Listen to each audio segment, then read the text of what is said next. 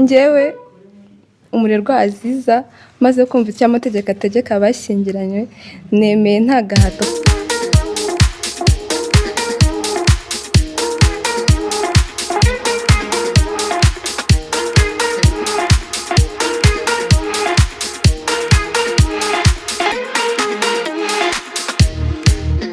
Kowe Bigirimana Jean Paul umbera umugabo tukazabana uko twabyemeje kandi dukurikije uko amategeko ya Repubulika y'u Rwanda biteganya.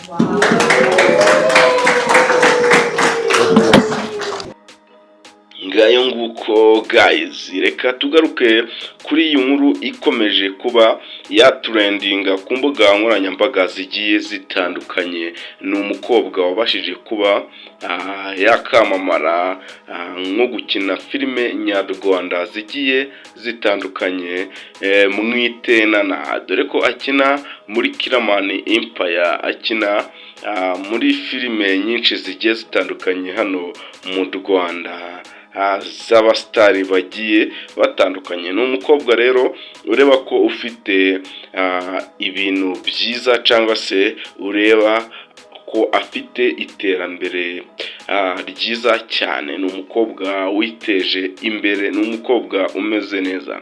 Rero mbibutsa ko uyu mukobwa umwaka wa 2025 umwaka ushize aribwo yabashije kuba yajya mu rukundo hamwe na Mitsutsu nawe ndakeka mumuzi. Yabashije kuba yajya mu rukundo hamwe na Mitsutsu, baratwika barabica biracika, babasha kuba bakora byinshi bigiye bitandukanye, ariko ntibyabashije kuba byagenda neza, dore ko haciyemo igihe kitari kinini cyane babasha kuba bavuga ati ahangaha ntabwo bivamo, ati reka iby'urukundo byanjye nawe tubiparikire hano. Ubwo rero Nana ntabwo tweduheruka kumva amakuru ye agiye atandukanye, ariko Nana yaje ameze neza, yaje ari kuvuga ati uko byagenda kose ngomba kuza ndi kubereka umukunzi wanjye nabashije kuba nahitamo muri bose nagiye mbona, n'uyu nguyu nabashije kuba nakunda. Wakibaza ati se muri groupe ya Kiramani, dore ko harimo abantu benshi igizwe n'abantu 150 kandi harimo abasore beza biteje imbere, wakibaza ati se ko nta n'umusore n'umwe wo muri Kiramani wabashije kuba wamubenguka? Wakibaza ati se ibi bintu bimeze bite?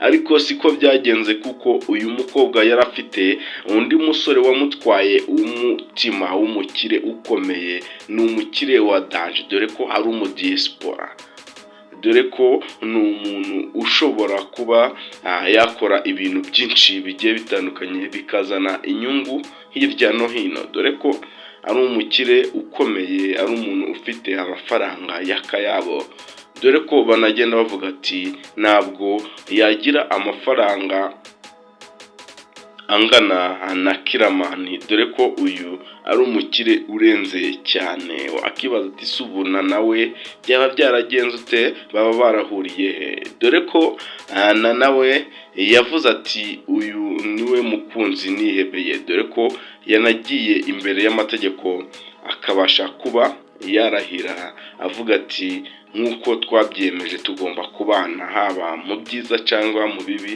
ati tugomba kubana akaramata. Ati uyu niwe nabashije gukunda ubuzima bwanje bwose, dore ko cyari igitaramo cyangwa se byari ibirori biryoshe byajemo n'ibyamamare byinshi bigiye bitandukanye. Abakobwa bari bamuherekeje ubwo yari yagiye gusezerana ku murenge mu mategeko, bari hari ibyamamare byinshi bigiye bitandukanye. Ahubwo twakibaza ati se itariki y'ubukwe imbere y'Imana n'abantu ni ryari? Nana yavuze ati mwe mutegereje mwihanganye, nabyo biraje bibe vuba, dore ko uyu mwaka mbibutsa ko ibyamamare byinshi byagiye bikoramo ubukwe, dore ko muri Kiramani ubu hamajije kuba hakoramo ubukwe umusore umwe nawe yabashije kuba yatera ivi dore n'uyu mukobwa Nana nawe abashije kuba yatera ivi. Mbibutsa ko ibi bintu ari ibintu byiza, Kiramani akomeze yite ku bakinnyi be babashe kuba babona abakunzi nabo. Rero nshuti bakomeje kubona mu kiganiro, bitsa ko nimba utarakora subscribe yikore kugira ngo ibindi biganiro byiza bizakugeraho ku gihe. Kandi mbibutsa ko na Niyo Bosco mu minsi ishize yabashije kuba yakora ubukwe n'umukunzi we muri 2025 niho bari barasezeranye imbere y'amategeko. Rero ubu babashije kuba basezerana imbere y'Imana n'abantu.